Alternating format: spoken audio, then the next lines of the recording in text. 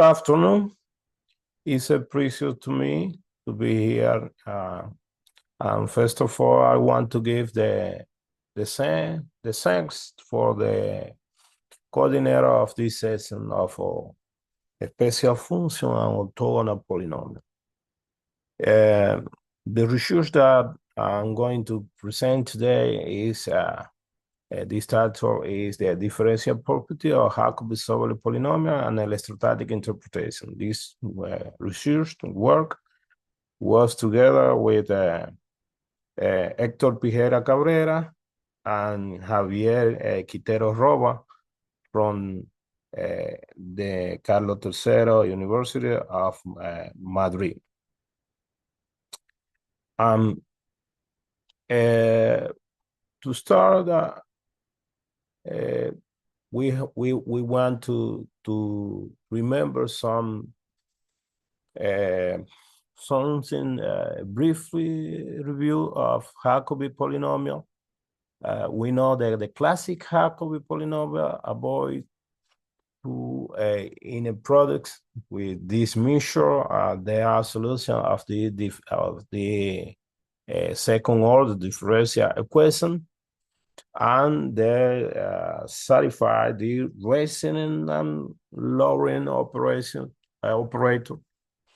and they're satisfied with three times recurrence relations.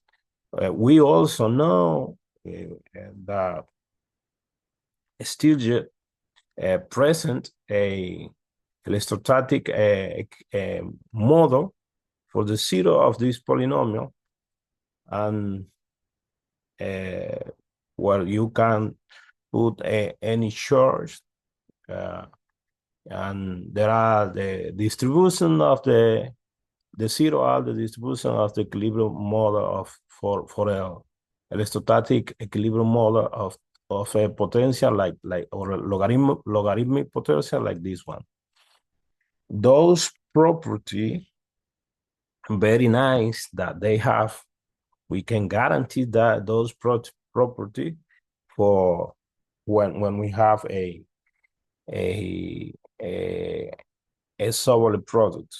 What we are going to do is to extend all those to look how to extend all those property for a product, Sobolev product. Then we present this product over here. If we have a mono-orthogonal polynomial or a mono-orthogonal system of polynomial, what we have is a product, a Sobolev product, like this. This one is a classic product that we present before. Here we can have a measure. In this research, we are going to centrate our attention just in the Jacobi measure what we present before, and here we have to pay attention to this number lambda, because they play a very significant important in the electrostatic model we are going to present at the end. This point are point or mass that we can put inside of the support of the measure or outside. Something important that we can have is that when we have the classical products, there are theorems that guarantee that all the zero are inside of the support of the measure. Here we don't guarantee all those nicest properties that we could describe before. How we did it then? What we did was that we present this the Sobolev, we can say the Jacobi-Sobolev, but if we write over here the Jacobi polynomial, from now on we are going to suppose that we are working with the Jacobi polynomial, although that it can be done for another system, like I said before. We present this combination. How we make the combination with to express the Jacobi-Sobolev polynomial in terms of the Sobolev polynomial, and how we got this connection with to determine this function which were over here multiplied by this one with this polynomial. So how we did it? No, we make a connection by the Christopher-Darboux kernel. We make a generalization of the Christopher-Darboux kernel for the system of orthogonal polynomial to the derivative. So evaluated in this point C and this point C, and then with the kernel, generally say we make the connection where we got this coefficient that we have over here. If you look at where QK is a Taylor polynomial of this polynomial, look over here that we have the Sobolev polynomial are evaluated in C. How we got it off this a little problem, because we have this polynomial in terms of some evaluating and derivative evaluating at some point. What we did was that we make a system of equation, and we proved in a theorem that the matrix was half inverse, and the system have a unique solution. So we could get all these values. So that problem was resolved. Then as soon as we have the representation, we pass to get another one. Another thing that I didn't say just right now was that we use the Christopher-Darboux kernel generalization, and we express this in series span. So we got this representation in terms of this system of orthogonal polynomial that we are going to consider, that there are Jacobi-Sobolev, classical Jacobi polynomial. As soon as we have all this, we continue our way to get another things that we wanted to have. So we may I'm going to describe the layers of the method. See over here that already we have the Jacobi mixture. So from here on, we are going to just to try to explain, to assume that we are using Jacobi polynomials, classic internal we are getting the Sobolev Jacobi polynomial, or Jacobi-Sobolev polynomial. So how we did it? Now what we wanted to do is to get the raising and lowering operator. So we need a relation between the Sobolev Jacobi-Sobolev polynomial and of degree n and the degree before. So we multiply by this one, and we get a relation between the derivative of this of this polynomial of degree n and n less 1. So we got the relation over here, and we make the inversion get this one. And in terms of this one, already we have this how to get the operator already to rely the raising operator and the lowering operator for the Jacobi-Sobolev polynomial. So we gave an implicit form of this polynomial. In this form, we get an implicit form of this one. These are now the lowering Jacobi-Sobolev differential operator and the raising Jacobi-Sobolev differential operator. Noting that here we can get all the Sobolev polynomial, Jacobi-Sobolev polynomial, just applying the raising one to the first one, which is 1. And later, what did we make to get the second order differential equation? Just we applied this raising and lowering operator, applying the raising operator and the raising operator at the same time and making equal to 0 and use the relation before, we got this second order differential equation. Here, this polynomial, which are over here, they are of this degree. They don't have to be of degree of second order. But as a particular case, we can get the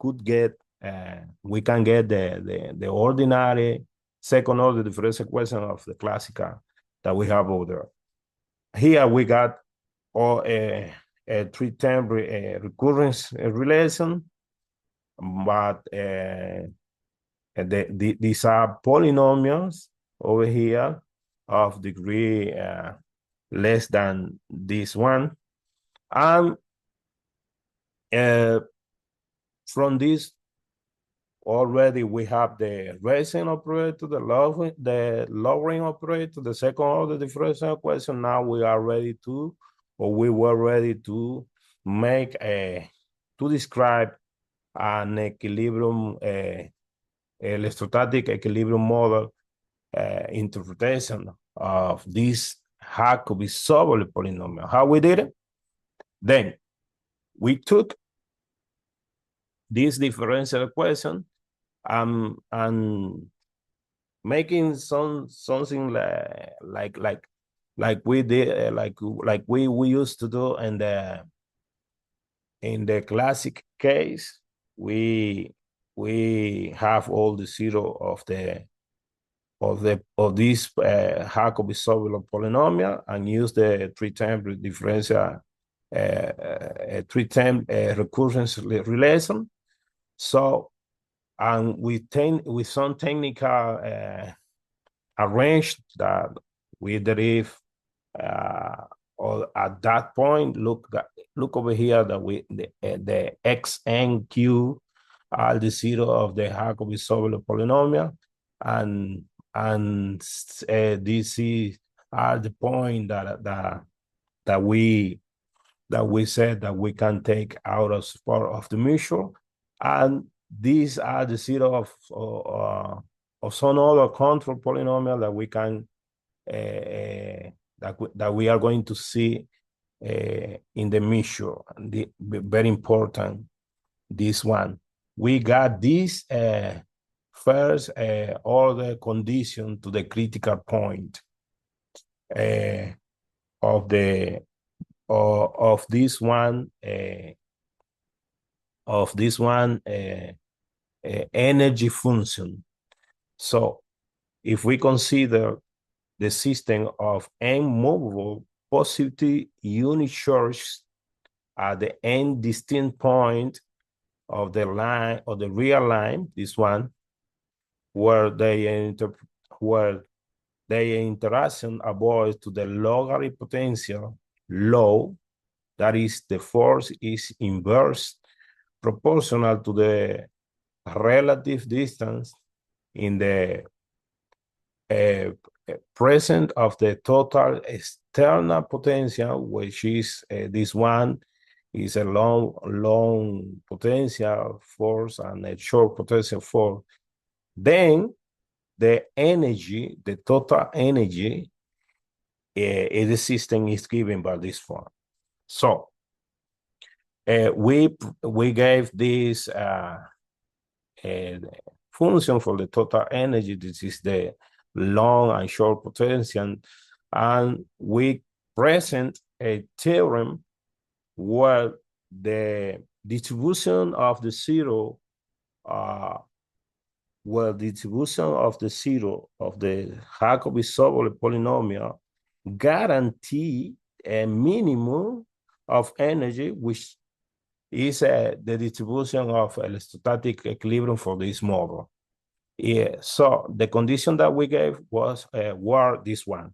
If the derivative is zero, which is to get the critical point of the energy, the energy function, and that we have that this is positive, which this is imposed by the Hessian matrix, and if this is positive, then the position of the zero distribution guarantee the minimum, which is the electrostatic equilibrium of this model.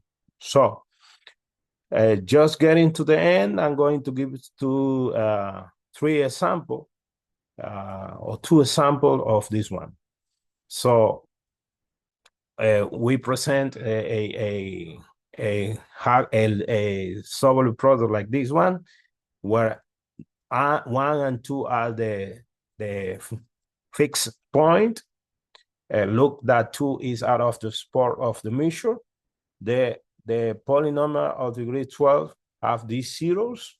This is the energy function, and this is the long and the short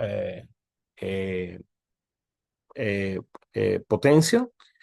And when we look at the critical point equaling to zero, and when we analyze the metric, the Hessian matrix, the eigenvalue of the Hessian matrix, well, this one, you know that if the eigenvalue of the Hessian matrix are all positive, we have so the second all the condition, and we have the required local electrostatic equilibrium for distribution. Here we have the point. These are the zero, or that's a polynomial. These are the fixed point, and look, this is the number 2, and these points are like a bearing attractor point.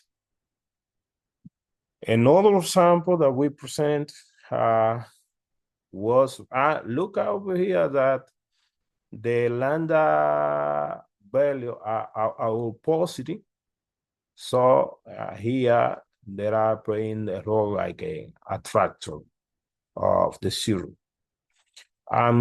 Another point, another sample that we have this product over here, we have a seed point 2, and there are a lambda value is positive 2. So this is the energy function, log thing, and these are the zero of the 12 Jacobi-Sobolev polynomial, and you can see that we have a zero out of the spot over here too, and here we have a negative eigenvalue of the matrix or the Hessian matrix for this sample. So there is a shadow point. Here we don't it does not satisfy the condition that we gave for the distribution, equilibrium distribution. And then I hope that you have understood my not so good English. Here we present the distribution point of the zero. Here there is a point number 2, and you can see that we have a zero out of the support. And thank you very much. If you have any question,